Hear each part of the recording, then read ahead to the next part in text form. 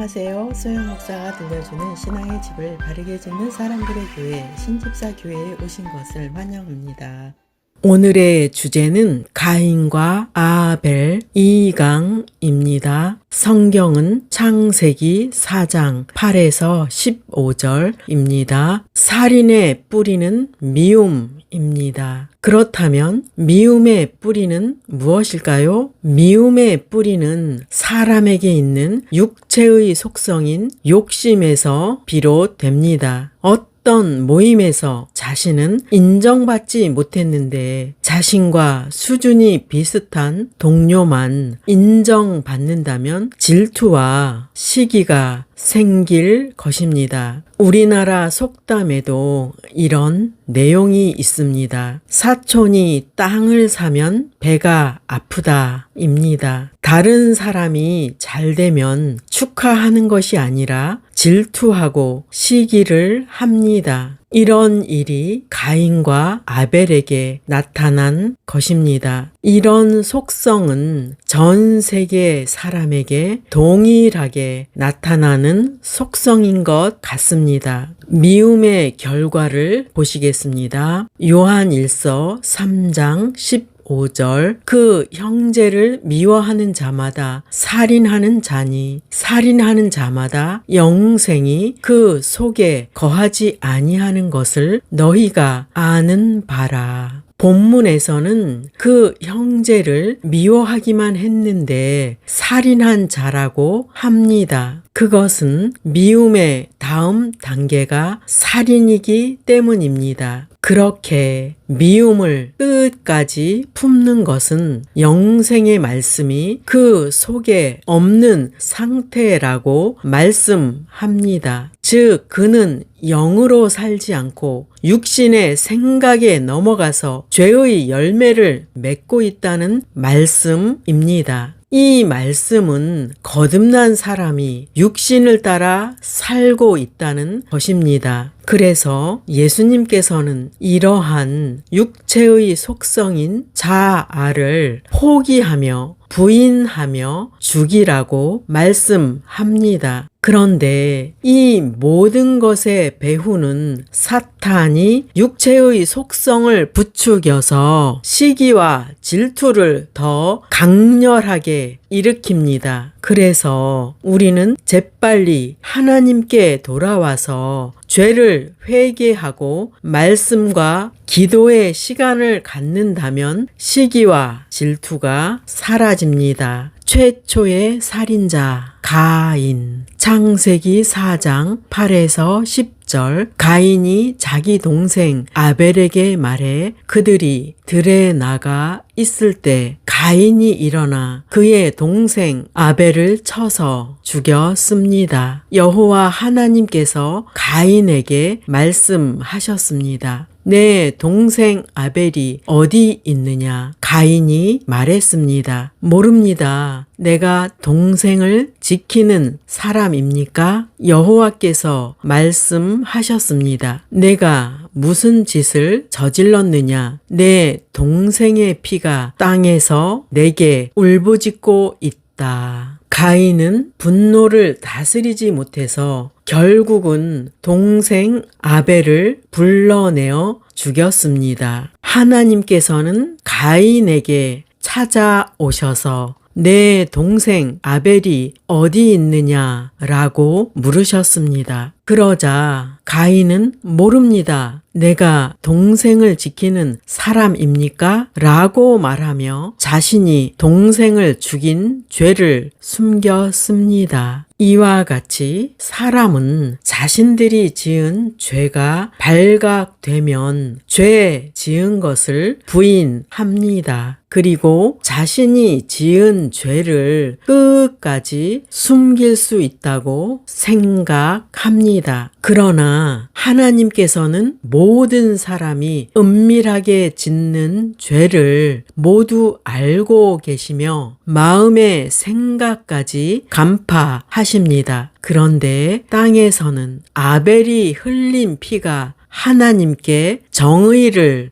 호소하고 있었습니다. 우리가 알아야 할 것은 그리스도의 피는 아벨의 피보다 훨씬 더 위대한 메시지를 담고 있습니다. 그리스도의 피는 보복이 아닌 죄 사함을 선포하기 때문입니다. 하나님께서 가인에게 질문하셨던 까닭은 그가 죄를 회개하기를 원하셨던 것입니다. 즉 무죄한 양으로 희생 제사를 드려 용서받기를 원하셨던 것입니다. 하나님께서는 가인을 심판하십니다. 1번 살인자는 땅에서 저주받습니다. 창세기 4장 11절 땅이 그 입을 벌려 내 손에서부터 내 아우의 피를 받았은즉 내가 땅에서 저주를 받으리니 가인은 남은 생애 동안 항상 불안과 고통을 당함으로 하나님의 진노를 받게 됩니다. 가인은 살인 현장에서 있었던 일을 떨쳐 버릴 수 없어서 불안한 마음으로 살게 될 것입니다. 그가 회개했더라면 어땠을까요? 사실 아담 이후로 모든 사람은 죄인입니다. 그러므로 가인도 믿는 자처럼 하나님 앞에 나와서 회개했다면 죄 사함의 평안을 누렸을 것입니다. 구원 얻는 사람은 죄를 감추지 않고 하나님 앞에서 모두 자백합니다. 하나님께서는 사람이 자백한 모든 죄를 예수 그리스도의 피로 용서해 주십니다. 2번 살인자 가인은 일터에서도 고통을 겪습니다. 창세기 4장 12절 내가 밭을 갈아도 땅이 다시는 그 효력을 내게 주지 아니할 것이요 너는 땅에서 피하며 유리하는 자가 되리라. 가인은 아벨을 죽여 땅에 피를 흘림으로써 땅을 더럽혔습니다. 그래서 그는 양식을 얻는 노력을 계속할지라도 어려움에 직면하게 된다는 것입니다. 사람이 죄를 짓게 되면 그 죄책으로 인해 두려움과 고통 속에서 살게 됩니다. 이렇게 죄책으로 괴로워하는 죄인을 위해 하나님께서는 용서받는 길을 마련해 두셨습니다. 그것은 예수님의 십자가 사랑 앞에 회개할 때 그의 죄는 용서받습니다. 사람이 지은 죄가 용서받는 것은 외부적인 죄뿐만 아니라 그의 양심까지도 깨끗해집니다. 그 깨끗해짐과 정화가 되는 것은 경험해 본 자만이 압니다. 3번 살인자는 항상 불안하고 평안이 없으며 땅에서 유리하게 됩니다. 살인자가 평안이 없는 것은 하나님께 죄를 자백하지 않았기 때문입니다. 그런 자는 하나님 없는 삶을 살아가기 때문에 자신의 존재 목적을 모른 채 땅에서 유리합니다. 결국 회개하지 않는 자는 하나님의 돌보심과 사랑과 보호를 받지 못한 채 살아갑니다. 가인은 하나님께 이렇게 말합니다. 창세기 4장 13에서 14절 가인이 여호와께 아뢰되 내 죄벌이 지기가 너무 무거우니이다. 주께서 오늘 이 지면에서 나를 쫓아내시온즉 내가 주의 낯을 배웁지 못하리니 내가 땅에서 피하며 유리하는 자가 될지라. 무릇 나를 만나는 자마다 나를 죽이겠나이다. 본문에서 가인은 내 죄벌이 지기가 너무 무거우니이다 라고 말합니다. 이것은 가인이 회개하거나 용서를 구하는 것이 아닙니다. 오히려 그는 하나님의 심판이 너무 가혹하다, 벅차서 견딜 수 없다 라고 항변하는 것입니다. 그는 세 가지로 항변하고 있습니다. 1번, 오늘 이 지면에서 나를 쫓아내시온즉 가인은 땅에서 풍성한 것을 얻지 못할 것이며 또한 자신의 필요한 것을 찾기 위해 스스로 분투해야 하는 운명이 된 것입니다. 가인은 회개하지 않으면서 자신의 처지만 비관합니다. 2번, 주의 낯을 배웁지 못하리니 가인은 여호와의 임재와 돌보심과 축복으로부터 떠나게 된 것을 비관하고 있습니다. 내가 땅에서 피하며 유리하는 자가 될지라 라는 것은 자신이 하나님으로부터 분리되고 가정으로부터 분리되고 사회로부터 냉대 속에 살아야 하고 거친 들에서 방황해야 하는 신세를 한탄하는 것입니다.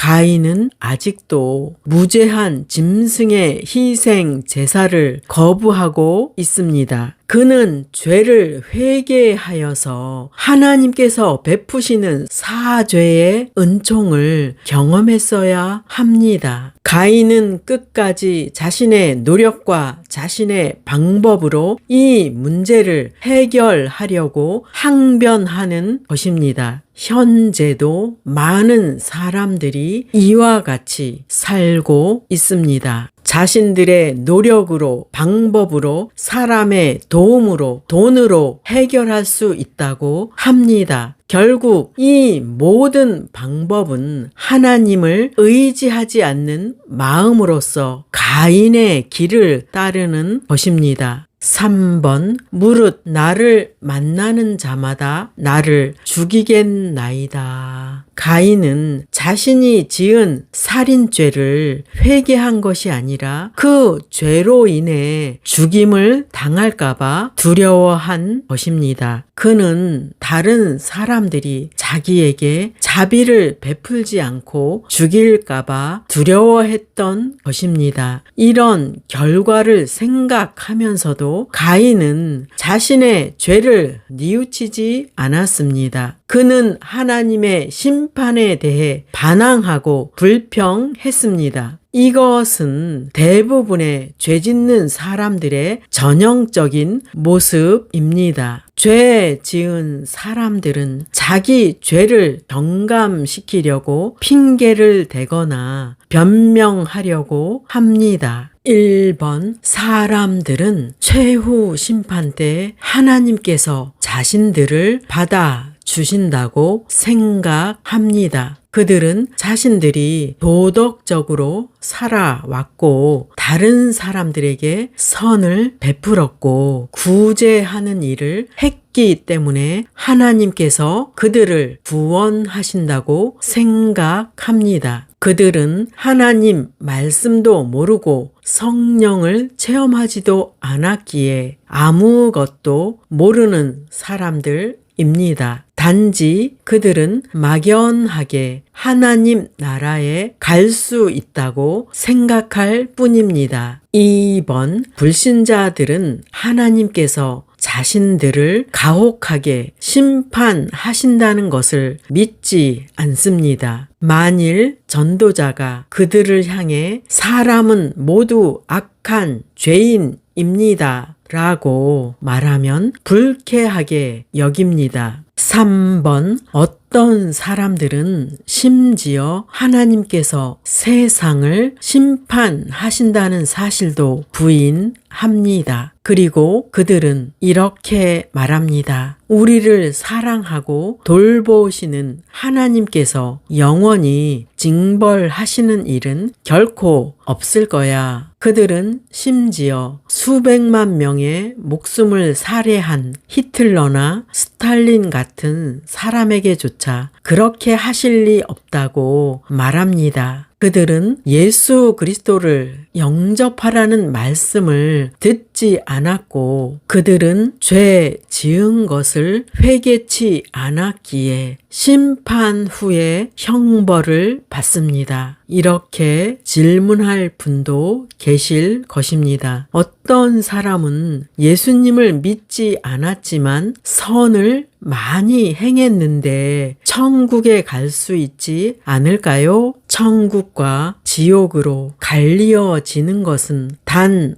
한 가지로 선택을 받습니다. 그 사람이 예수 그리스도를 영접했는가, 영접하지 않았는가입니다. 하나님께서는 가인에게 자비를 베푸십니다. 창세기 4장 15절 여호와께서 그에게 이르시되 그렇지 아니하다 가인을 죽이는 자는 벌을 7배나 받으리라 하시고 가인에게 표를 주사 그를 만나는 모든 사람에게서 죽임을 면하게 하시니라. 본문 전체에 걸쳐 여호와라는 하나님의 이름이 사용되고 있음을 주목하십시오. 이것은 하나님의 구속과 신실하심, 은혜와 자비를 강조할 때 사용되는 이름입니다. 여호와란 이름은 땅 위에 있는 모든 사람에게 베풀어 주시는 하나님의 사랑의 이름입니다. 하나님께서는 가인이 여호와 하나님께 자비와 용서를 구하기를 원하셨습니다. 그러나 가인은 그렇게 하지 않았고 자기 방법대로 자기 원하는 대로 살았습니다. 즉 그는 회개하지 않았고 단지 하나님의 징계에 대해 원망만 했을 뿐입니다. 본문에 하나님께서 가인을 보호해 주시겠다고 약속하십니다. 만일 어떤 사람이 가인을 죽인다면 그 사람은 7배의 벌을 받는다고 말씀하십니다. 즉 가인은 살인죄를 지었지만 하나님께서 그를 땅에서 보호하신다는 약속입니다. 이렇게 하나님께서는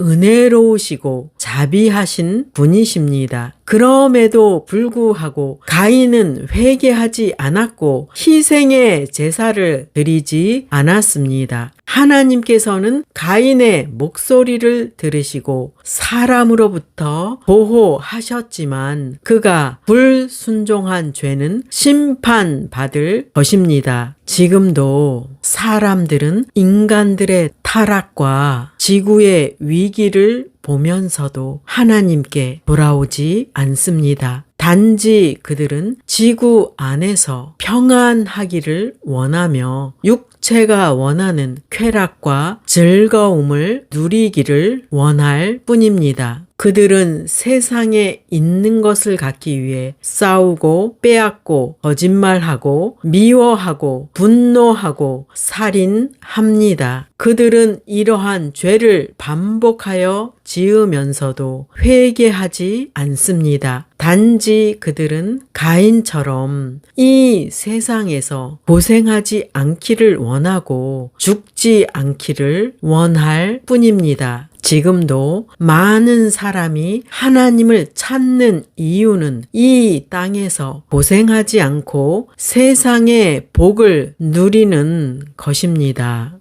요한복음 6장에 예수님을 따르던 군중들도 예수님께서 오병이어로 기적을 베푸시자 주님을 왕으로 삼으려고 하였습니다. 그런 군중들을 향해 예수님께서는 내 살을 먹고 내 피를 마시라 라고 하였습니다. 군중들은 예수님께서 보이는 떡과 물고기는 주시지 않으면서 자신이 하늘에서 내려온 영생의 떡이라고 말씀하시자 그들은 예수님을 떠났습니다. 그때 예수님께서 제자들에게 물으셨습니다. 너희도 가려느냐? 베드로는 대답했습니다. 주여 영생의 말씀이 주께 있사오니 우리가 누구에게로 가오리이까? 주는 하나님의 거룩하신 자이신 줄 믿고 알았사옵나이다 라며 제자다운 면모를 보여 주었습니다. 우리도 베드로처럼 추구하고 따라야 할 것은 보이는 것이 아니라 보이지 않는 영생과 천국이라는 것을 기억하십시오. 적용할 말씀입니다. 예수님의 제자들은 이렇게 살았습니다. 그들은 종말의 때를 사는 자처럼 복음을 전하며 살았습니다. 그들은 이 땅에서 안주하지 않았고 천국을 바라보며 예수 그리스도의 복음을 증거했습니다. 성도 여러분, 이 땅에서 때를 얻든지 못 얻든지 천국 복음을 전하는 모두가 되시기를 예수 이름으로 축원합니다. 마지막 시대를 살아가는 하나님의 백성 여러분, 교회는 다니지만 예수님을 그리스도로 믿지 않는 여러분, 하나님에 대해서 예수님에 대해서 잘 모르시는 여러분, 가나안 성도 여러분, 우리 함께 성경에 근거해서 성령의 능력으로 신앙의 집을 말씀대로 바르게 건축하도록 합시다. 누구나 유튜브에서 신집사 교회를 구독하심으로 신집사 교회 사역에 동참할 수 있습니다. 신집사 교회를 통해 영상으로 선교하는데 동참하기를 원하시는 분들과 함께 연합하기를 원합니다. 아브라함 목사에게 언제든지 연락 주십시오. 우리 주 예수 그리스도의 이름으로 축복하고 또 축복합니다.